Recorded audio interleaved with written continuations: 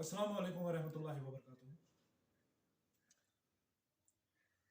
Continuing with the problems from chapter 6 of your NCERT textbook for class 11th, that is chapter work, power and energy. Today we will be discussing problems from question number 6.5 to 6.13. The 6.12 we will be discussing today. आज की class में जो हम work power energy पढ़ रहे हैं, work power energy में problem number 6.5 6.4 तक तो ऑलरेडी हो चुकी है प्रॉब्लम्स. 6.5 से लेके 6.12 तक जो भी प्रॉब्लम्स है आज हम वो डिस्कस करने जा रहे हैं इसमें वर्क पावर एनर्जी चैप्टर. तो without wasting your time let me come to question number 6.5. Answer the following. This is question number 6.5 है, पार्ट ए. हमें इन क्वेश्चंस का आंसर देना है. These are conceptual questions, theory based questions है, काफी interesting questions है. The casing of a rocket in a flight burns up due to friction. At whose expense is the heat energy required for burning obtained, the rocket और the atmosphere. Suppose हमारे पास कोई rocket है इस तरह से,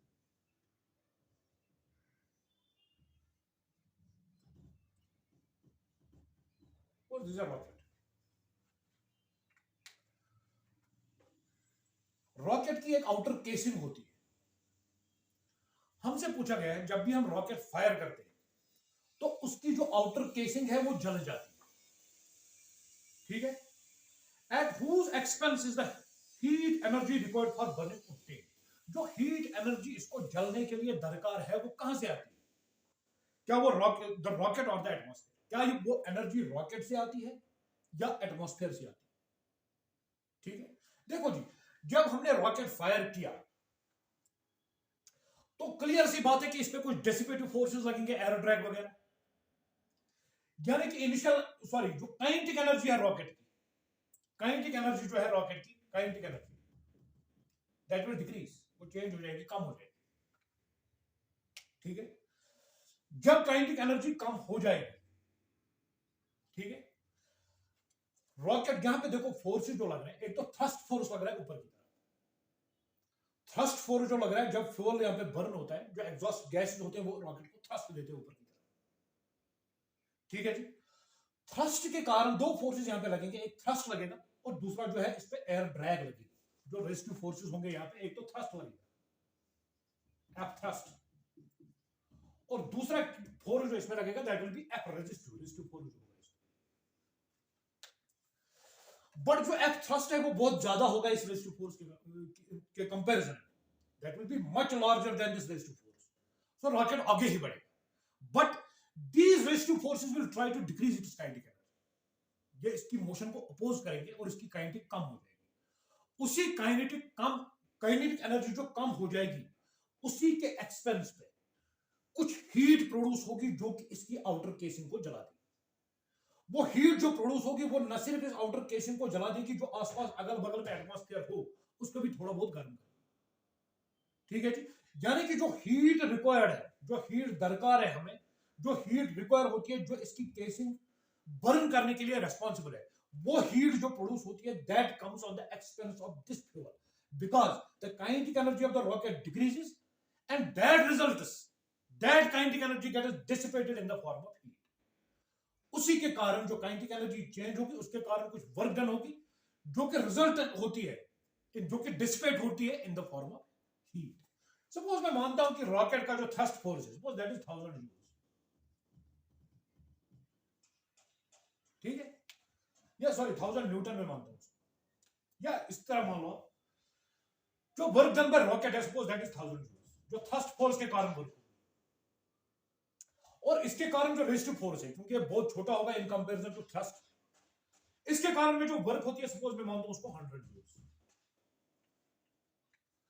तो एनर्जी जो डेसिपेट होगी that will be 1000 joules minus 100 joules, that will be 900 joules.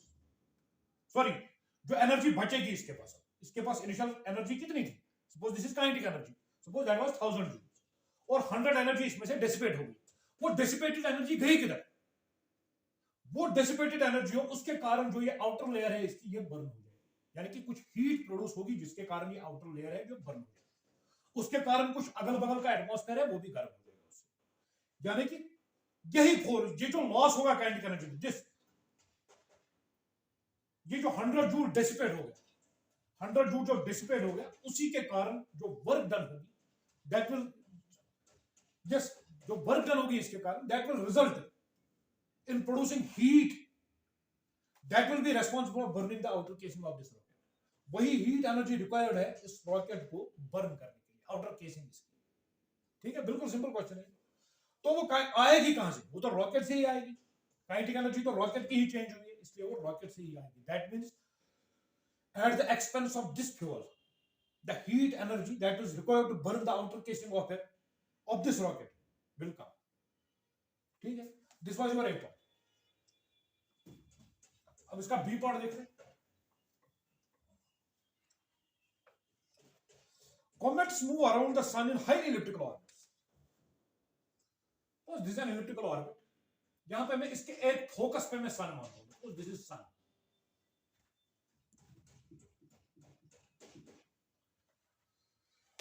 ठीक है जी। The gravitational force on the comet due to the sun is not normal to the comet's velocity in general. देखो जी, अगर मैं suppose comet को यहां पे मानता हूं, सन के कारण इस कॉमेट पे सपोज इसका मास m है और सन का मैं कैपिटल M मान के चलता हूं, तो सन के कारण इस पे कुछ ग्रेविटेशनल फोर्स लगेगा, सन इसको अपनी तरफ पुल करने की कोशिश करेगा। ठीक है, तो फोर्स की डायरेक्शन ये होगी। लेकिन अगर मैं इस पॉइंट पे इसकी डायरेक्शन ऑफ वेलोसिटी देखूंगा वो इस तरफ, वही क्वेश्चन में suppose this makes an angle theta, वही क्वेश्चन में हमसे पूछा गया है क्या? comets move around the sun in highly elliptical orbits. The gravitational force on the comet due to the sun is not normal to comet's velocity. gravitational force जो है, जो यहां पे लग रहा है सन के कारण, सन के कारण जो इस कॉमेट पे फोर्स लग रहा है, that is not perpendicular to the velocity every point, at every point, हर जगह ऐसा नहीं होगा। Yet the work done by gravitational force over complete orbit of the comet is zero. फिर भी जब ये कॉमेट कंप्लीट चक्कर एक करेगा इसके अराउंड जब ये कंप्लीट एक चक्कर करेगा, वर्क डन फिर भी जीरो होगी because of the gravitational force of the sun. क्यों? ऐसा क्यों होगा? ठीक है, ऐसा इसलिए होगा क्योंकि जो ग्रेविटेशनल फोर्स इस पर लग रहा है बिकॉज ऑफ सन, जो ग्रेविटेशनल फोर्स लग रहा है,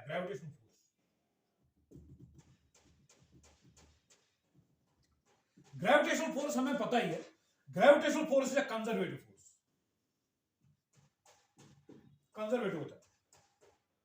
कंजर्वेटिव फोर्स के कारण जो कंप्लीट लूप में वर्क डन होती है दैट इज ऑलवेज जीरो। यही वजह है कि जो सन के कारण इस कॉमेट पे जो फोर्स लगेगा उसके कारण जो वर्क होगी that will be zero, because this gravitational force because of sun on this comet, that is a gravitational force which is conservative in nature.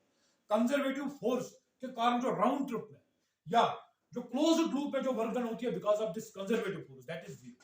So in this case also the work done on the comet that will also be zero by this gravitational force. हालांकि force और velocity यहां पे अगर हम देखेंगे, यहां पे velocity इस डायरेक्शन में होगी और ग्रेविटेशनल फोर्स जो होगा बिल्कुल इसके परपेंडिकुलर, लेकिन हर जगह ऐसा नहीं है। किसी किसी केस में एक्यूट एंगल बनाएगा, किसी किसी केस में ऑब्ट्यूज एंगल भी बना सकता है। ठीक है जी, इसलिए हम इसको देखेंगे अच्छे से। यहां पे अगर हम देखेंगे, यहां पे वेलोसिटी वेक्टर ये है और फोर्स ये है, यहां पे एंगल ऑब्ट्यूज है, यहां पे इस केस में it is greater, this is theta, ये ऑब्ट्यूज एंगल है। उसी तरह से जब हम आगे बढ़ते जाएंगे तो जो भी होगा वो भी होगा। हम यहां पे सिंपली इसमें देखेंगे कि work done by the gravitational force of the sun over this comet, over the entire loop, over a closed loop, that is zero because gravitational force is of conservative nature. ये होगा आपका part number 20।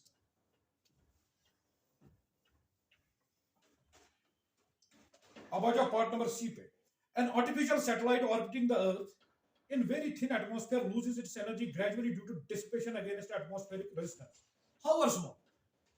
Why then does its speed increase progressively as it comes closer to the Earth? ठीक है, suppose this is,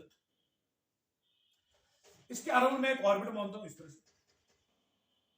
suppose यहां पे मैं कोई satellite consider करता हूं, आर्टिफिशियल सैटेलाइट है, थिन एटमॉस्फेयर में मूव कर रहा है।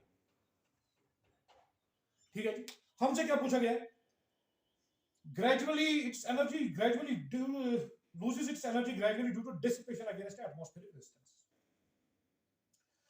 ये सैटेलाइट चूंकि इसके अराउंड रिवॉल्व कर रहा है थिन एटमॉस्फेयर में रेजिस्टिव फोर्सेस प्रेजेंट होंगे जो इस पे इसको अपोज करेंगे इसकी motion.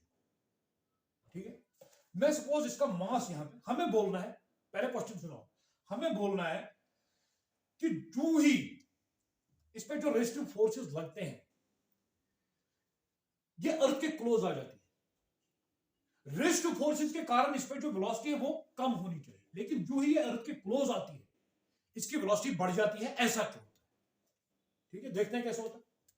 Suppose this is satellite, में इसका मास मानता हूं स्मॉल, इसका मास मैं मानता हूं अर्थ का कैपिटल। अर्थ की सरफेस से जो इसकी हाइट है सपोज ये मैं मानता हूं सपोज h। हम यहां पे क्लियरली देख रहे हैं, आप यहां पे देख लो क्लियर, जो यहां पे ग्रेविटेशनल फोर्स या यहां पे अब देखो जो वेट होगा इस पे, जो इस पे वेट होगा सैटेलाइट का, जो वेट होगा mg, क्योंकि ये सेंटर पे ये सर्कल पे घूम रही है, it is moving on a circular path, so इसका जो वेट होगा that will be responsible for providing it centripetal force. यहां पे r नहीं है, यहां पे h है, यानी कि जिसका वेट है, weight will be responsible for providing centripetal force to this satellite, so it will keep revolving around this earth in a circular orbit. अब होता क्या है, क्योंकि थिन एटमॉस्फेयर के कारण इसकी एनर्जी डिसिपेट हो जाती है, और डिसिपेट जब हो जाती है तो इन्होंने क्वेश्चन में खुद ही बोला है by the gravitational force, yes, due to dissipation against however small, why then does its speed increase progressively as it comes closer to earth? पहले देखते हैं अर्थ के क्लोज ही क्यों आती है। सबसे पहले इन्होंने बोला है जो ही ये अर्थ के नजदीक आती है, हालांकि इसकी वेलोसिटी डिक्रीज होनी चाहिए बिकॉज ऑफ डिसिपेटिव फोर्सेस, क्योंकि लेकिन जो ही ये अर्थ के नजदीक आती है इसकी वेलोसिटी बढ़ जाती है। ऐसा क्यों होता है? सबसे पहले हम देखेंगे अर्थ के नजदीक आती ही क्यों। इस इक्वेशन पे आ जाओ, वेट ऑफ द सैटेलाइट जो है mg, वो तो कांस्टेंट है, वो चाहे यहां पे सैटेलाइट हो, यहां पे सैटेलाइट हो, कहीं पे भी, यानी कि जब डिसिपेटिव फोर्सेस के कारण इसकी वेलोसिटी कम हो जाएगी, mg तो वही है जो है, वेट तो कांस्टेंट है इसका मतलब है जब वेलोसिटी कम हो जाएगी, इसका मतलब है जो जिस ऑर्बिट पे ये घूम रही है, जो उसका रेडियस है वो भी कम होना चाहिए, तभी तो ये टर्म कांस्टेंट रहेगी। यानी कि जब v कम होगा उसके हिसाब से h भी कम होगा, यानी कि अगर ये पहले इस ऑर्बिट पे घूम रही है, अब ये थोड़ा तंग ऑर्बिट में घूमेगी इस तरह से, लाइक दिस। सपोज यहां पे इसकी हाइट जो है, अब इसकी हाइट जो अर्थ से है वो मैं मानता हूं h'। अब देखो आप, पहले जो इसकी पोटेंशियल एनर्जी थी that was mgh, initial potential energy, जब ये अपने ऑर्बिट में घूम रही है, क्योंकि इसकी वेलोसिटी कम हो गई, वेलोसिटी कम हो गई इसका मतलब है इसका ऑर्बिट भी तंग होना चाहिए कुछ ना कुछ, तभी तो ये इक्वेशन वैलिड रहेगी। इस इक्वेशन का मान रखते हुए हमें इसको अपना ऑर्बिट कम करना ही पड़ेगा।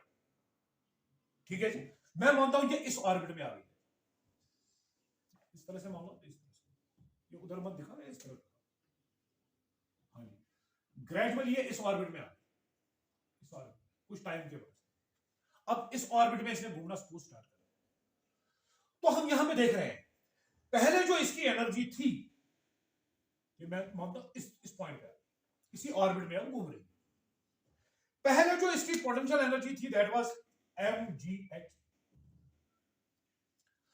अब जो इसकी पोटेंशियल एनर्जी बन गई दैट इज mgh' जब ये क्लोजर ऑर्बिट में आ गई। हम यहां देखते हैं कि जो दूसरी जो नई पोटेंशियल एनर्जी है, because h is greater than h', so mgh यानी कि initial potential energy that is greater than final potential energy, जो इसके नए ऑर्बिट में पोटेंशियल एनर्जी आ गई उससे कम है, सॉरी इससे ज्यादा है वो इनिशियल पोटेंशियल एनर्जी। ठीक है, that means there is some loss in potential energy. यही लॉस जो पोटेंशियल एनर्जी में हुआ है, इसी लॉस के कारण जो है इसकी काइनेटिक एनर्जी बढ़ जाएगी। जब इसकी काइनेटिक एनर्जी बढ़ जाएगी that means its velocity will increase, इसकी स्पीड जो है वो बढ़ जाएगी। यही वजह है कि जब ये सैटेलाइट अर्थ के नजदीक आएगा इसकी स्पीड घटने के बजाय बढ़ेगी। That happens at the loss of potential energy. Kinetic energy जो इंक्रीज हो रही है that happens at the loss of potential energy. वो मैंने डायग्रामेटिकली आपको दिखाया, ठीक है जी।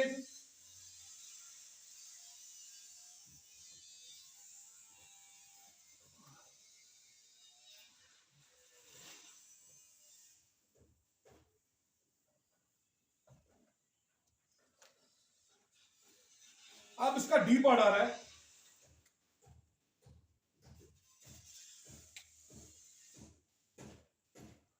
The man in figure, the man walks 2 meters carrying a mass of 15 kg on his hands. In figure itna, he walks the same distance pulling the rope behind him. The rope goes over a pulley and a mass of 15 kg hangs at this other end. In which case is the work done greater? ठीक है,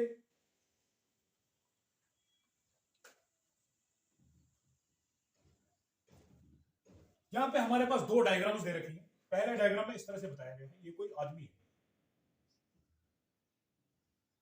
इसके हाथ में एक block दे रखा है, block का मास जो है दैट इज 15 kg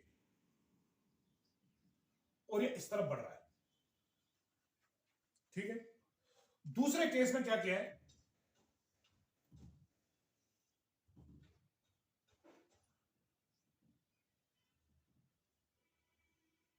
यही आदमी यही मास है 15 kg, फिर से ये इस ब्लॉक को खींच रहा है इस तरह से।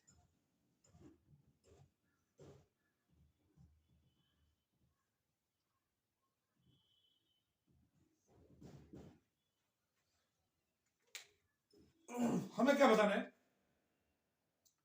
walks the same distance pulling the rope behind him. The rope goes over a pulley and a mass 15 kg hangs at its other end. In which case is the work done greater?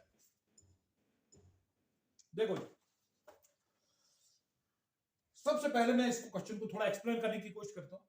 हमारे पास एक मास दे रखा है that is 15 kg। Suppose this is a block of mass 15 kg और मेरे हाथ में है, मैं आगे चल रहा हूं, और दूसरे केस में यही 15 kg ब्लॉक है और इस केस में मैं इसको खींच रहा हूं, अपने कंधे के ऊपर से मैंने रस्सी डाली है और मैं इसको खींच रहा हूं। ठीक है जी, दोनों केस में, इस केस में भी 2 मीटर डिस्प्लेसमेंट है मेरी, डिस्प्लेसमेंट इज 2 मीटर, और इस केस में जब इसको खींच रहा हूं मैं तब भी डिस्प्लेसमेंट जो है मेरी दैट इज 2 मीटर, यहां पे मास ऊपर आएगा 2 मीटर। हमें बताना है वर्क डन इस केस में ज्यादा हुई है या इस केस में ज्यादा हुई, in which case is the work done greater. अगर मैं इस वाले केस पे आ जाता हूं, पहले देखो जी, इसमें सबसे पहले फोर्स लग रहा है दैट इज mg वेट। अगर मैं ग्रेविटी के कारण इस पे वर्क डन देखूंगा तो what will be that, displacement इस डायरेक्शन में है, यहां पे 90 डिग्री एंगल बन रहा है, डिस्प्लेसमेंट इस डायरेक्शन में, वेट नीचे की डायरेक्शन में। ठीक है, यानी कि इस केस में work done due to gravitational force जो होगी दैट विल बी 0। अब क्योंकि मैं इसको डिस्प्लेस कर रहा हूं आगे, आगे डिस्प्लेस किस फोर्स की वजह से हो रहा है, which force is responsible for displacing it in forward direction। इस केस में जो मेरे हाथ और इस बुक या इस ब्लॉक के बीच में जो फ्रिक्शन है दैट इज रेस्पॉन्सिबल, यानी कि फ्रिक्शनल फोर्स के कारण इस पे वर्क हो रही है जो इसको आगे बढ़ा रही है। ठीक है जी, वही मैं देख रहा हूं क्या चीज होगा। सपोज मैं इस तरह से मानता हूं कि इसका मास जो मेरे पास है दैट इज 15 kg तो दे रखा है। Suppose coefficient of friction between my hand and this block, मैं उसको 0.2 या 0.3 मान के चलता हूं, सपोज 0.3 है। अब जो फ्रिक्शनल फोर्स इस पे लगेगा that will B mu mg। Mu का मतलब है 0.3 इंटू 2 इंटू जो ग्रेविटी है that is 10, 0. That is 6 Newton. Frictional force जो लग रहा है 6 न्यूटन, इसी फ्रिक्शनल फोर्स के कारण ये आगे डिस्प्लेस हो रही है।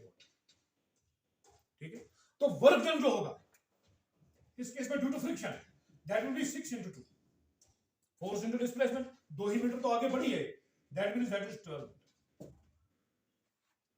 इस केस में जो वर्क डन होगी due to friction that is 12। अब इस केस में देखते हैं क्या चक्कर है इसमें। देखो जी, इसमें क्या होगा, इसमें अगर हम देखेंगे दूसरे केस में ब्लॉक तो 15 kg है, मिनिमम फोर्स इस पे जो ग्रेविटेशनल फोर्स लगेगा that will be 150 newton sir, mass into acceleration due to gravity. यानी कि मुझे इसको ऊपर ले जाने के लिए, आगे बढ़ाने के लिए जो मैं फोर्स लगा रहा हूं अपने कंधे के ऊपर से, जो टेंशन इस पे लगेगी that tension must be greater than 150 Newton.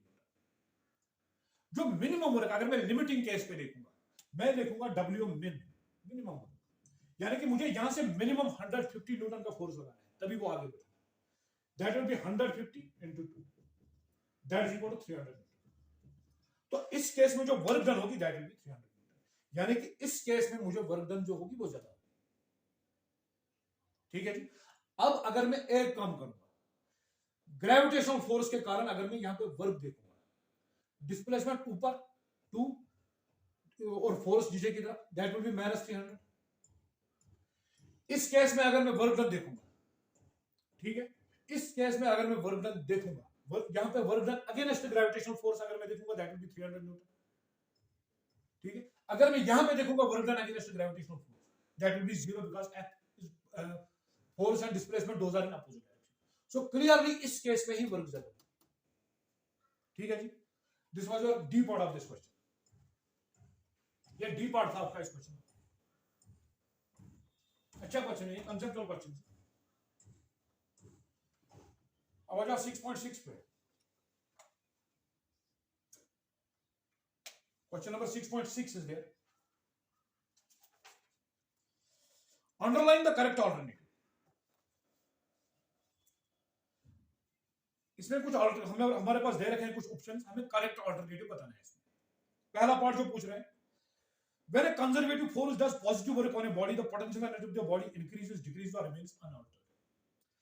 जबकि किसी बॉडी पे कोई कंजर्वेटिव फोर्स काम करेगा तो उसकी जो पोटेंशियल एनर्जी है उसका क्या हाल होगा, वो कम होगी, बढ़ेगी या सेम ही रहेगी। सपोज मैं ग्रेविटेशनल फोर्स का सीधा सा एग्जांपल लेता हूं जो कि कंजर्वेटिव फोर्स है मेरे पास। सपोज हमारे पास कोई बॉडी है, यहां पे ये हाइट h है, 10 मीटर पे मानता हूं,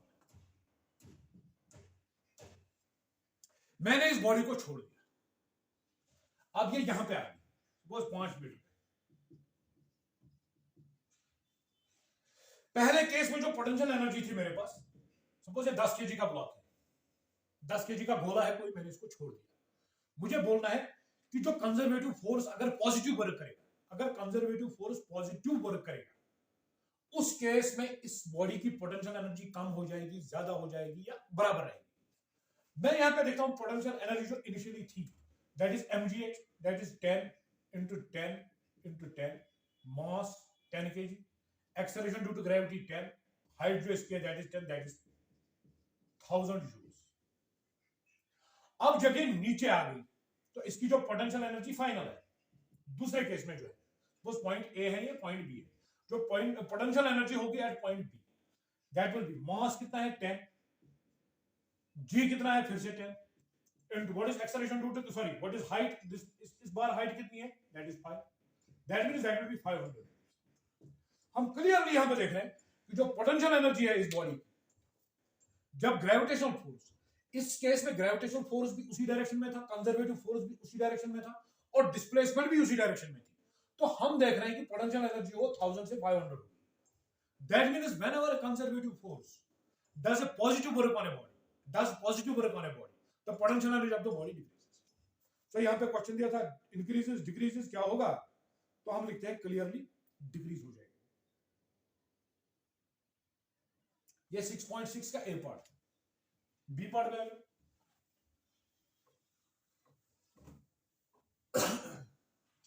B part, work done by body against friction always results in loss of kinetic energy, potential energy।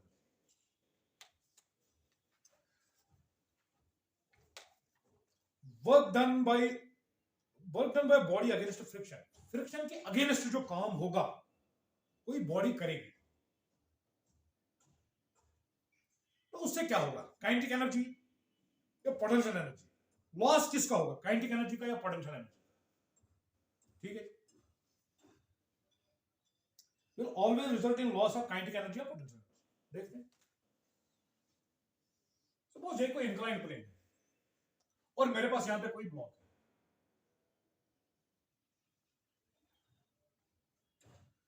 इसका मास में सपोज m मान के चलता हूं, सपोज दिस इज थीटा। ठीक है जी, सपोज इसका मास m है, मैं मानता हूं कि ये कोई रफ प्लेन है, इसके कारण इस पे फ्रिक्शनल फोर्स लगेगा F, that will B mu mg। यहां पे म्यू mg नहीं आएगा, म्यू mg cos थीटा है, because normal direction is mg cos theta. जो भी होगा because this angle is theta,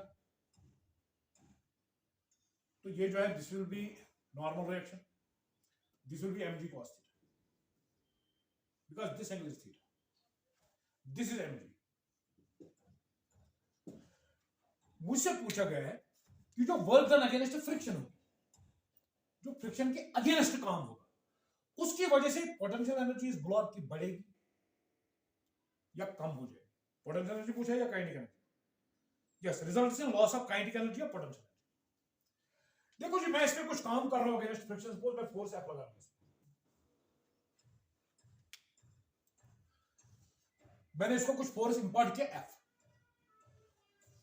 चूंकि फ्रिक्शन हमेशा रिलेटिव मोशन अपोज करता है, ये हमेशा कोशिश करेगा इस ब्लॉक पे, जो इस ब्लॉक को स्टॉप करने की कोशिश करेगा।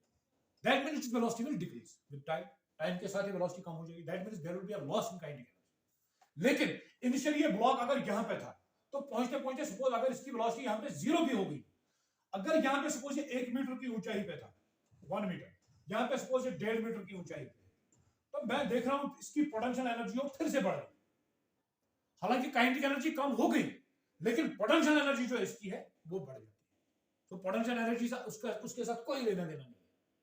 हाँ, फ्रिक्शन के कारण जो है हम वर्क करेंगे, that will result in loss of kinetic energy. ठीक है,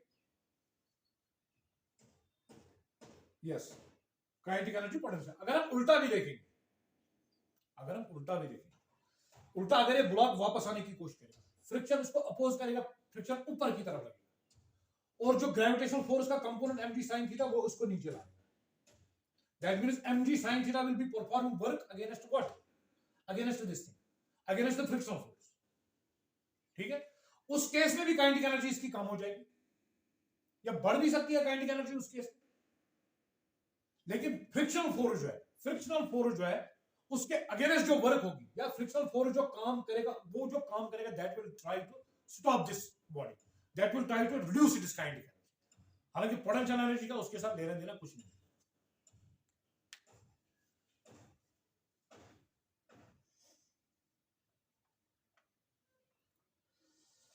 अब ये पूछ रहे हैं the rate of change of total momentum of many particle system is proportional to the external force sum of the internal forces.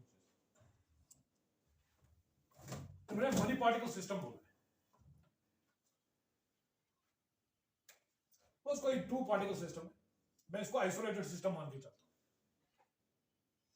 The rate of change of momentum, हमें पता ही है जो एक्सटर्नल फोर्स होता है F external, that is m dv by dt। ठीक है जी, इन्होंने पूछा है the rate of change of total momentum of many particle system is proportional to the internal, is proportional to the external force या sum of the internal forces.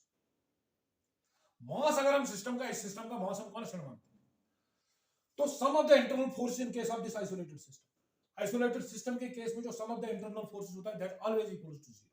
तो इसका जो rate of change of momentum है, that force external force will be equal to, या that will be proportional to the rate of change of momentum.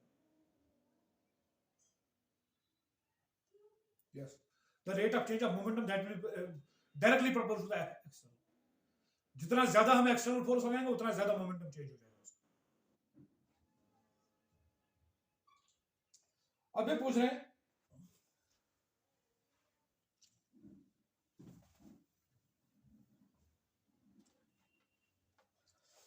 D part है इसका, in an elastic collision of 2 bodies the quantities which do not change after the collisions are the total kinetic energy, total linear momentum, total energy of the body। In elastic collision के case में हमें पता ही है, जब हम इसको discuss करेंगे डिटेल में, तो इन इलास्टिक कोलिजन में खाली लीनियर मोमेंटम कंजर्व रहता है। ठीक है, काइनेटिक एनर्जी इसमें कंजर्व नहीं रहती, काइनेटिक एनर्जी लॉस हो जाती है इसमें, that results in, that is dissipated in the heat form of heat, sound extra. So linear momentum conserve रहेगा, लेकिन काइनेटिक एनर्जी कंजर्व नहीं रहेगी। और एक चीज उन्होंने पूछा, total energy of the system of 2 bodies। Total energy की अगर हम बात करेंगे तो एनर्जी के neither be created not destroyed. हाँ, एक फॉर्म जो है एनर्जी की वो दूसरे में कन्वर्ट हो सकती है, but as far as total mechanical energy is concern, mechanical energy will not be conserved in this case, क्योंकि इनइलास्टिक कोलिजन है, there will be definitely loss of kinetic energy. अब आते हैं क्वेश्चन नंबर 6.7। 6.7 है। State is the following statement is true or हमें true false बताना है इसमें. In an elastic collision of two bodies, the momentum and energy of each body is conserved. जो ये गलत है. Suppose two bodies and this is m1, this is m2. Suppose initially इसकी speed है 10 metre पर सेकंड और इसकी 0 है. ठीक है. इन्होंने बोला है in an elastic collision. देखो जी, जब भी इनइलास्टिक कोलिजन का केस हम डिस्कस करेंगे, हम सबसे पहले वहां सिस्टम डिसाइड करेंगे. जो सिस्टम का लीनियर मोमेंटम है, अगर मैं इन दो बॉडीज को सिस्टम मान के चलूं, जो मोमेंटम होगा लीनियर मोमेंटम इस सिस्टम का, टू बॉडी सिस्टम का, वो कंजर्व रहेगा, न कि एक बॉडी का लीनियर मोमेंटम. क्योंकि इनिशियली इसकी स्पीड है 10 मीटर पर सेकंड, उसकी स्पीड है 0 सपोज.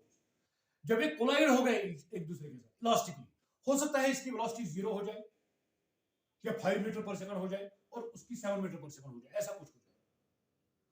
तो इसकी वेलोसिटी इनिशियली 0 थी, फाइनली सपोज 5 मीटर पर सेकंड हो गई. दैट मींस इसकी एनर्जी जो है वो कंजर्व नहीं रही, ना मोमेंटम कंजर्व हो रहा है इसका. अलबत्ता इसका भी वही हाल है, इसका भी वही हाल है. इसकी इनिशियली स्पीड थी 10 मीटर पर सेकंड, हो सकता है कोलिजन के बाद ये रुक जाए, यानी कि इसका इनिशियल मोमेंटम कुछ था, फाइनली इसका मोमेंटम 0 भी हो सकता है. दैट मींस इंडिविजुअल बॉडी का मोमेंटम कंजर्व नहीं होगा. मोमेंटम अगर कंजर्व होगा तो मोमेंटम होगा पूरे सिस्टम का कंजर्व.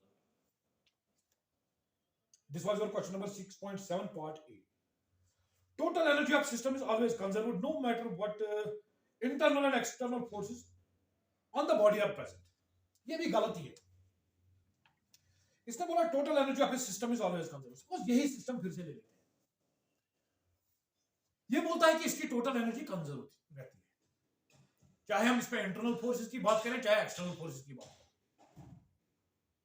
सपोज मैं इनिशियली मानता हूं ये सारा सिस्टम ही रेस्ट में और मैंने इसकी कोई एक्सटर्नल फोर्स इस पे लगा दिया, सपोज 100 न्यूटन. 100 न्यूटन से इन दोनों पार्टिकल्स में तितर बितर हो जाएगा, इसकी भी कुछ काइनेटिक एनर्जी हो जाएगी, इसकी भी कुछ काइनेटिक एनर्जी हो जाएगी. ये क्या बोल रहे हैं? the rate of change of total momentum of particles is proportional to the external force sum of the internal, sorry ये d part हम देख रहे हैं, d part. In elastic collision का हम कौन सा पार्ट देख रहे हैं? The rate of change of many particles, हाँ d part है. In an elastic collision of two bodies, the quantities which do not change after the collision are the total kinetic energy. C part मैंने देखा, C part फिर से आप देखो. The rate of change of linear momentum of many particle system is proportional to the external force sum of the internal force. हाँ जी, C part है. The rate of change of total momentum of particles, जो भी इसका total momentum होगा, वो तभी change होगा जब external force इस पे कुछ अप्लाई होगा. क्योंकि इंटरनल फोर्सेस का सम जो है that is always equal to 0. अगर हम सिस्टम लेंगे कोई आइसोलेटेड सिस्टम, उसमें जो भी इंटरनल फोर्सेस होंगे उनका sum that will be definitely equal to 0. So internal के फोर्सेस के कारण कोई भी मोमेंटम चेंज नहीं होगा. The rate of change of momentum जो होगा that will be proportional to the external forces. ये का हमारा सी पार्ट. अब डी पार्ट में क्या बोल रहे हैं?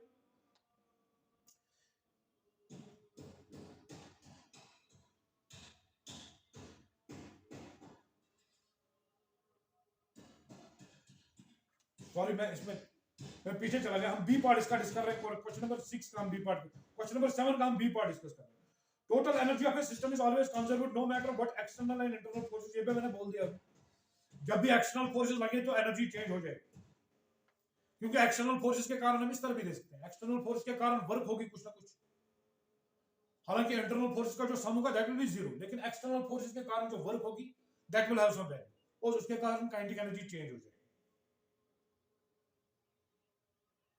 So total energy of the system will not remain conserved in presence of external forces.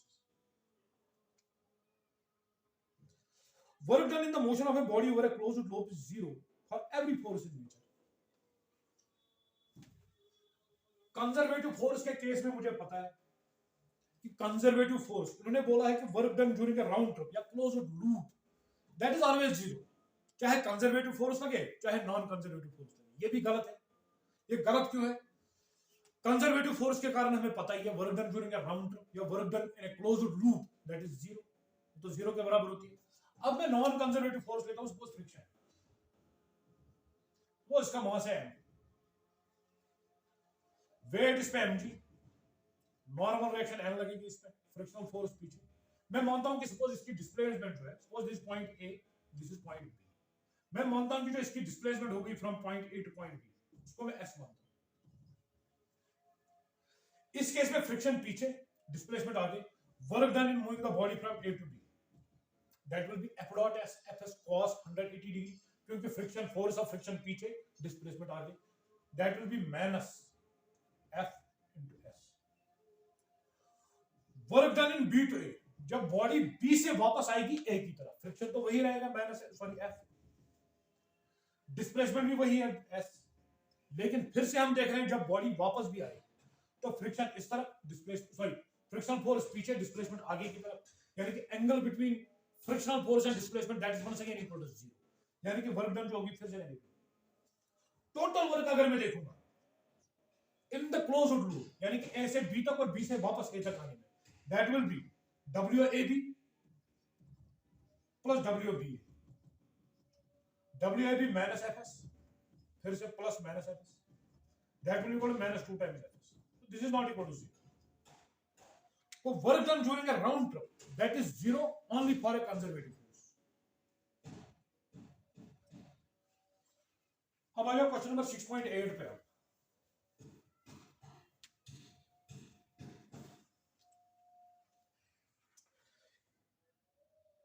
6.7 पे डी पार्ट इसका, in an elastic collision the final kinetic energy is always less than the initial kinetic energy of the system. ये true है, elastic collision में जो final kinetic energy होगी वो हमेशा initial kinetic energy से कम ही होती है, बिकॉज इन इलास्टिक कोलिजन की बात हो रही है, इन इलास्टिक कोलिजन में काइनेटिक एनर्जी हमारी कंजर्व नहीं रहती है, of course linear momentum remains कम, ठीक है। सो ये हम क्लियरली कह सकते हैं कि जो फाइनल काइनेटिक एनर्जी है that is always less than the initial kinetic, because it will be dissipated, it will get converted in some other form of energy, maybe heat, sound, etc. ठीक है जी। हाँ जी, अगर हम एक स्पेशल केस ले लेते हैं, सपोज ये बॉम्ब है कोई, तो इसका मास कैपिटल है, मैं मानता हूं कि कोई बॉडी जो है स्मॉल बॉडी इसको हिट कर गई, सपोज इसकी वेलोसिटी में मानता हूं, इसके हिट करने से सपोज ये बॉडी जो है ये एक्सप्लोड हो, ये इनिशियली रेस्ट में था, यानी कि इसकी इनिशियल काइनेटिक एनर्जी 0। जो ये बॉडी इसको हिट करेगी, एक मामूली सा इंपल्सिव फोर्स है, मामूली सा फोर्स भी इसको ब्लास्ट कर सकता है, जो इसकी फाइनल काइनेटिक एनर्जी होगी, काइनेटिक एनर्जी फाइनल, क्योंकि इसके फ्रैगमेंट्स हो जाएंगे, सपोज 3-4 फ्रैगमेंट हो गए, जो काइनेटिक एनर्जी फाइनल होगी इस केस में that will be greater than kinetic energy, वो इनिशियल काइनेटिक एनर्जी से ज्यादा है, ठीक है जी। इसको हम स्पेशल केस मानते हैं, नहीं तो हमें जनरल कह सकते हैं कि इनइलास्टिक कोलिजन में जो final kinetic energy that is always less than the initial kinetic energy, because some of portion of it may get dissipated.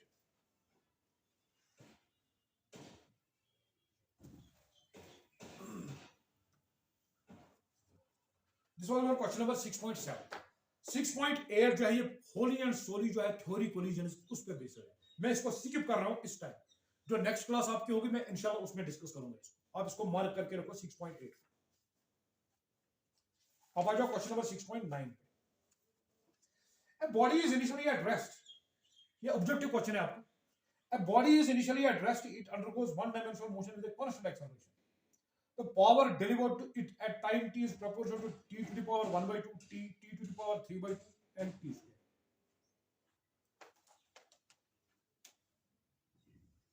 Suppose कोई बॉडी है हमारे पास,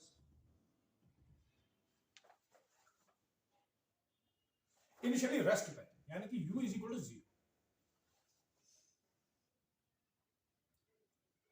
It undergoes one dimensional motion with constant acceleration.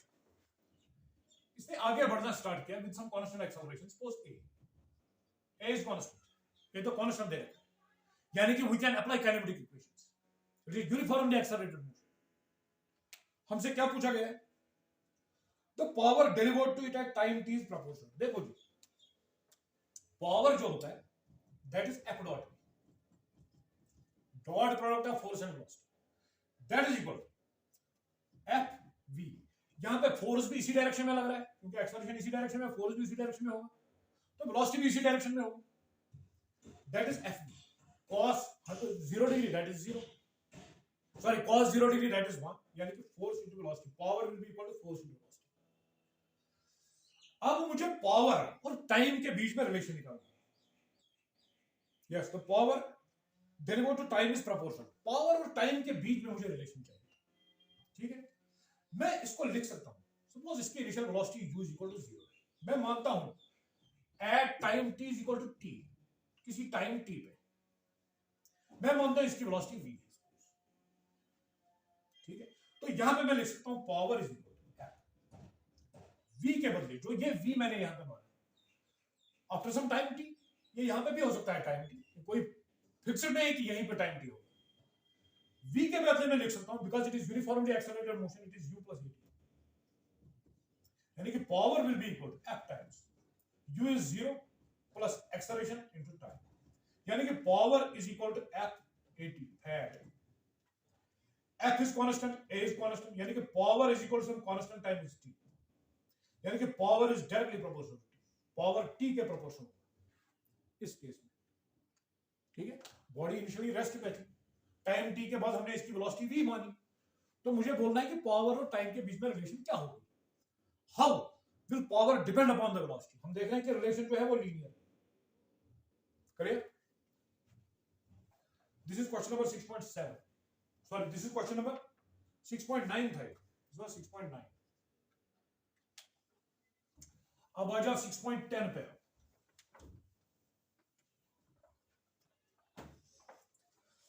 A body is moving unidirectionally along the influence of a source of constant power, फिर unidirectional की बात आ रही है, it is displacement in time t is proportional, फिर से ऐसा ही case,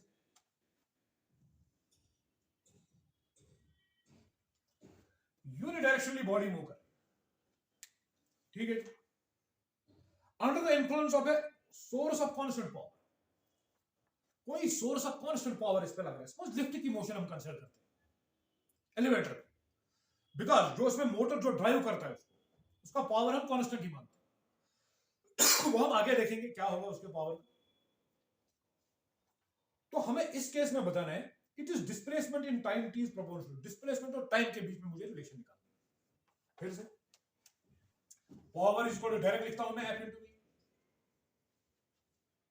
ठीक है, मैं लिखता हूं p is equal to what is force, that is m dv by dt into v, मुझे डिस्प्लेसमेंट और टाइम के बीच, sorry is moving under source of constant power, हाँ जी, पावर और टाइम के बीच में, sorry it is displacement in time t, displacement और इसके डिस्प्लेसमेंट और टाइम के बीच में मुझे रिलेशन चाहिए। मैंने पावर को लिख दिया फोर्स के बदले m dv by dt into v, मैं लिख सकता हूं p dt is equal to mv dv, v को मैंने पहले लिख दिया, इसको मैंने इधर लाया। सपोज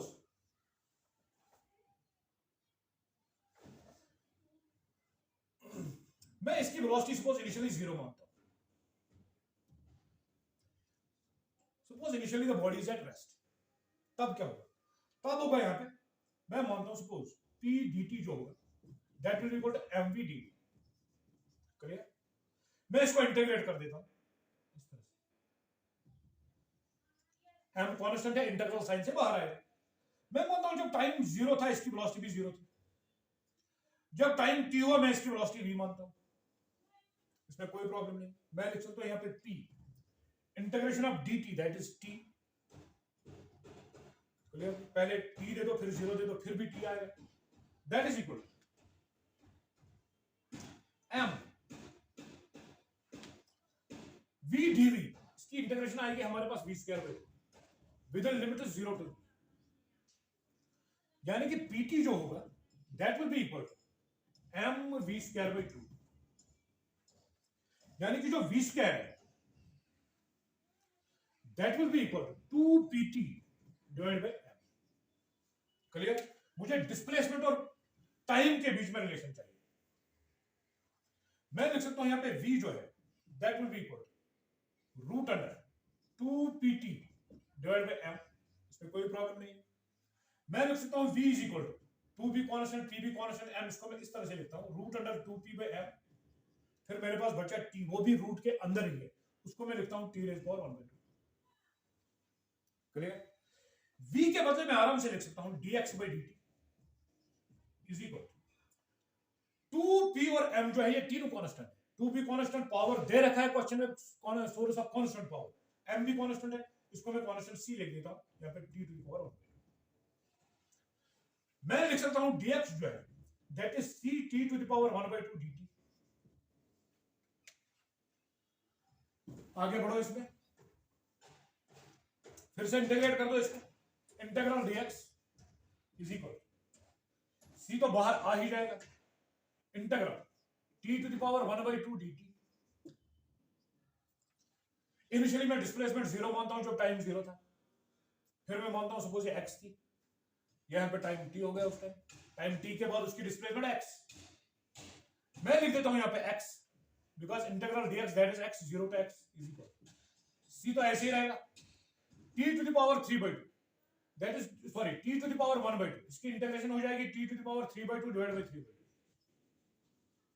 लिमिट्स इसके रहेंगे 0 to t, यानी कि x will be equal to, c तो ऐसे ही रहेगा 3/2 आएगा यहां पे, ये 2/3 बन जाएगा यहां पे, ऊपर बचेगा हमारे पास t to the power 3/2। x is equal c constant 2/3 constant, clear? इसके बदले में कांस्टेंट k लिख देता हूं t to the power 3/2।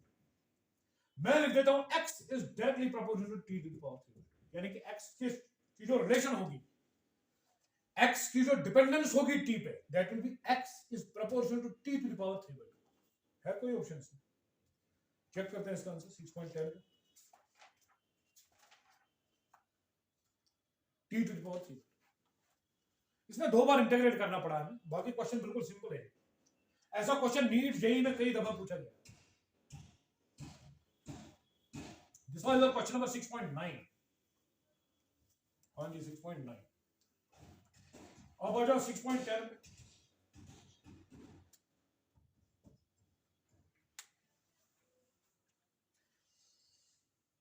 Sorry यही 6.10 है। अब 6.11 है। अब 6.11 a body constant to move along the z axis of the coordinate system is subjected to a constant force। यहां पे हमारे पास एक फोर्स दे रखा है, that is equal minus I plus 2j minus I cap plus 2j plus 3k, इतने Newton का force है। a body constant to move along z axis, कोई बॉडी जो है वो z एक्सिस पे मूव कर रही है, that is made to move along the z axis of the coordinate system of axis, लेकिन उस पे जो कांस्टेंट फोर्स लग रहा है that is F is equal to इतना, वेयर I J के वो तो पता ही है। What is the work done by this body in moving the body at distance of 4 metre along the z axis. जो डिस्प्लेसमेंट बॉडी की हुई है वो खाली z एक्सिस के अलोंग कितना हुई है 4 मीटर, that means जो s है displacement vector that is equal to 0 I cap plus 0 j cap, y axis के सॉरी z एक्सिस के अलग जो डिस्प्लेसमेंट हुई है that is 4 metre plus 4 k cap। हमें क्या बताना है? what is the work done? हमें वर्क निकालना। वर्क डन किस तरह से आती है? Work done is equal to F dot S, force दे रखा हमारे पास that is minus I cap plus 2j cap plus 3k cap, newton में दे रखा है, dot 0 I cap plus 0 j cap plus 4k, ठीक है जी। I कैप से जब इसको मल्टीप्लाई करेंगे I dot I that is 0 के साथ, sorry I dot I is 1, लेकिन 0 के साथ मल्टीप्लाई वैनिश हो जाएगी, उसी तरह से j वाली टर्म भी वैनिश हो जाएगी। बाकी जो I का J के साथ करेंगे, I का K के साथ करेंगे, I dot K I dot J that is already equal to 0, यानी कि I वाली टर्म जो है इसमें उनका रिजल्टेंट जो होगा वो 0 ही होगा, उसी तरह J वालों का भी 0 ही होगा। तो रिजल्टेंट जो होगा that is 3 into 4 that is 12 K dot K, यानी कि 12 joules will be the work. यहां पे डॉट प्रोडक्ट आपको आइडिया होना चाहिए अच्छा खासा। देखो जब हम I कैप से मल्टीप्लाई करेंगे इसको, आई कैप से करेंगे मल्टीप्लाई, जीरो को तो पहली टर्म जीरो, आई कैप से करेंगे इस जे कैप को, हालांकि इसका कोफिशिएंट भी जीरो है तब भी जीरो, और आई डॉट जे तब भी जीरो, आई डॉट के भी जीरो, 2 डॉट जीरो फिर भी जीरो, 2 डॉट जीरो फिर भी जीरो, या जे डॉट आई यहाँ पे जीरो, जे डॉट जे 1, लेकिन 2 into zero that is zero, 2 को 4 के साथ करेंगे 2 4 8, बट जे डॉट के दैट इज जीरो। उसी तरह से के वाला ये वाली टर्म भी वैनिश, ये वाली टर्म भी वैनिश, 3 4 12, के डॉट के दैट इज 12, 12 जूल इसका answer. Question number 12, an electron and a proton are detected in a cosmic ray experiment. The first with kinetic energy इतना किलो इलेक्ट्रॉन वोल्ट में दे रखा, and the second with 100 keV. Which is faster, the electron or the proton? Obtain the ratio of their speeds. Kinetic energy दे रखी है, मास भी दे रखा है, तो इसमें दिक्कत क्या है? क्वेश्चन नंबर 6.12,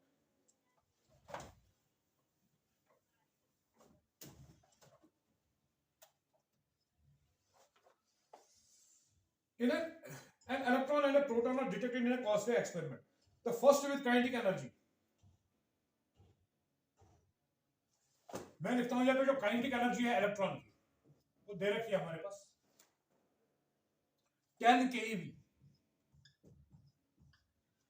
एक केवी जो है that is 1.6 into 10 raised power minus 19 joules, यानी कि जब मैं इसको जूल्स में कन्वर्ट करूंगा it will be 10 into 1.67 into 10 raised power minus 19 joules, यानी कि इनिशियल काइनेटिक एनर्जी मिल गई, जूल्स में मिल गई। तो फर्स्ट विद काइनेटिक एनर्जी इतना, and the second with 100 keV, kinetic energy जो प्रोटॉन की है दैट इज 100 केवी, यानी कि 100 into 1.67 into 10 raised power minus 19 joules। ठीक है जी, मैंने डायरेक्टली लिख दिया joule. Which is faster, the electron और द प्रोटॉन? देखो जी, मैं डिवाइड करता हूं इनको, kinetic energy electron divide by kinetic energy proton. मुझे चाहिए रेशियो ऑफ द स्पीड्स, तभी मुझे पता चलेगा कि ज्यादा स्पीड किसकी।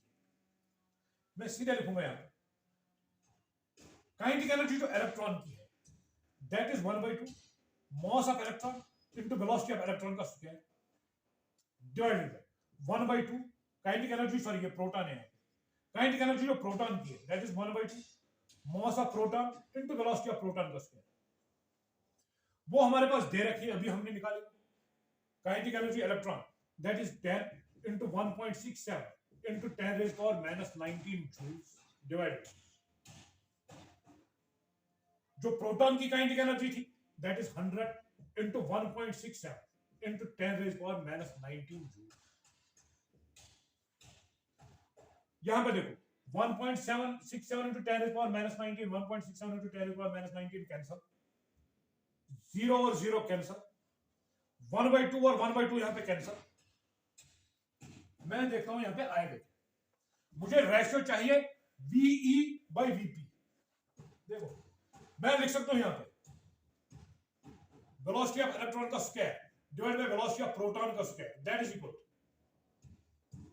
वेलोसिटी ऑफ इलेक्ट्रॉन यहीं पे रहेगी, वेलोसिटी ऑफ प्रोटॉन नीचे रखा मैंने, तो मास ऑफ प्रोटॉन ऊपर चला जाएगा, मास ऑफ प्रोटॉन का स्क्वायर डिवाइडेड नीचे 10 तो बचा ही है पहले, मास ऑफ इलेक्ट्रॉन का स्क्वायर। क्लियर, दे रखा है।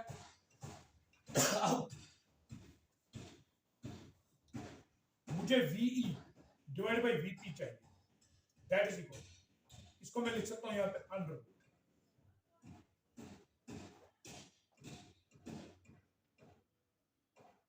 मास का स्क्वायर कैसे आ गई, 1/2 mv square divide bye 1/2 mv square. एक मिनट आप रुको, इसमें ke proton divide bye ke electron, 1/2 mass of proton, मैंने शायद इलेक्ट्रॉन लिखा था, हाँ इलेक्ट्रॉन और proton into velocity of proton, electron है वेलोसिटी ऑफ इलेक्ट्रॉन का square divide bye 1/2 mass of proton into velocity of proton का स्क्वायर। यहां पे स्क्वायर नहीं है, वो किसी वैल्यू के बराबर था मेरे पास,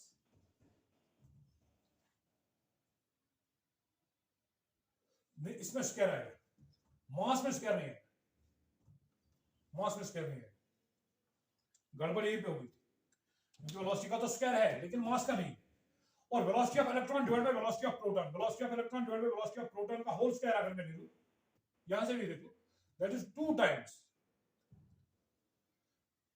यस, एक सेकंड,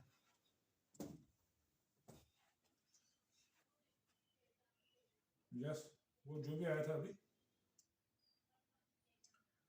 काइनेटिक एनर्जी आई थी 1/10, तो क्लियर है, यस, मास ऑफ प्रोटॉन, उल्टा हो जाएगा यार मास, मुझे चाहिए यहाँ पे VE डिवाइड बाय VP, मैं इसको लिख सकता हूँ root under mass of proton divide by 10 times mass of electron. Mass of electron question में दे रखा है, मास ऑफ प्रोटॉन भी क्वेश्चन में दे रखा है, इसको सब्स्टिट्यूट कर दो यहाँ पे, आपको VE बाय VP मिल जाएगा और आपको पता चल जाएगा कौन सी वेलोसिटी ज्यादा है कौन सी कम है, you can easily do it now. तो ये था क्वेश्चन नंबर 6.12 आपका। नेक्स्ट क्लास में इंशाल्लाह हम लोग एक थ्योरी लेक्चर डिस्कस करेंगे कोलिजन्स पे, उसके बाद जो प्रॉब्लम्स है, आगे जो प्रॉब्लम्स है वो डिस्कस करेंगे। Till then have a good time, keep watching, keep sharing, God bless you, thank you for watching.